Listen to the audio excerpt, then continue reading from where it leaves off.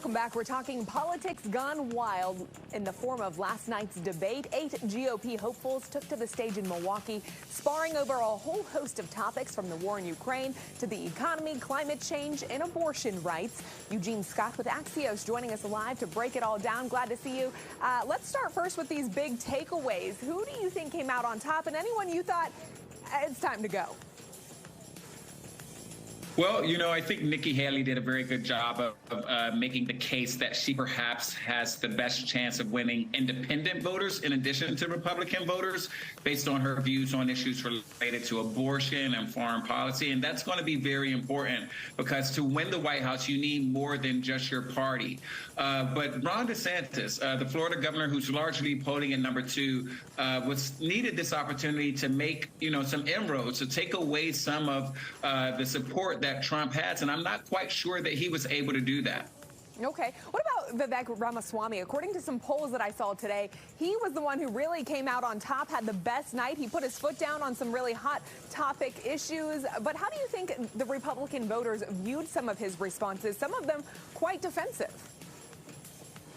Well, most focus groups I've seen support what you saw as well. Republican voters really liked his approach. And if you saw any of the debate, they probably liked it because he was the closest person on stage to Donald Trump in terms of the attacks, the jabs, the extreme policy positions. And quite frankly, that's where many of the base in the GOP currently are. So it's no surprise that those voters really took to him. The challenge, again, which I mentioned earlier, is that to win the White House, you need more than just the base.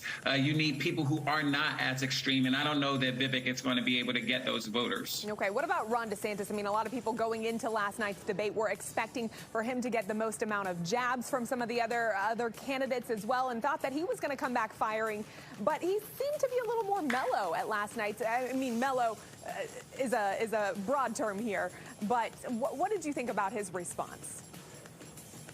You're right. He wasn't really combative. He didn't jump in there, and he found himself quite a few times on the receiving end of quite a few punches from people like Chris Christie, which wasn't a surprise. Chris Christie is someone who has made a name for himself in making jabs at debates, and it seems like Ron DeSantis is who he had his eyes set on because DeSantis is number 2. My thoughts are after this debate, DeSantis will still be number 2, but not significantly higher, which is what his team was hoping he would be when this debate ended. Yeah. Another big point during last night's debate, the candidates, of course, were asked if they'd support Trump as the party's nominee if he was convicted of a crime, and all but 2 of them said that they would. Did that surprise you at all? And what do you think that says to the American people? It didn't surprise me. The reality is that Donald Trump is the leader of the Republican Party. And if you want to make inroads with this constituency, you can't really go against the base. They love this guy. And so people are trying to find a way how to respect him while attacking him. And none of these candidates have really figured out how to do that quite yet. And so as of now, they've decided that they still are going to vocalize support against him because to most of these candidates, it seems like all of them, in fact, Donald Trump will always be a better option than Joe Biden, even if he's a convicted felon. Gotcha. Okay. I wish we could talk a little bit more about the abortion rights. We don't have the time, so I want to ask you quickly where this goes into the next debate, I think 5 weeks away from now?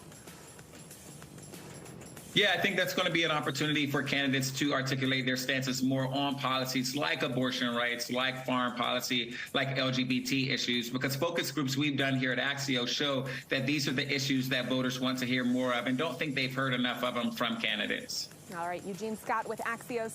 Appreciate you joining us here on DMV Zone and giving us some insight into last night's GOP debate.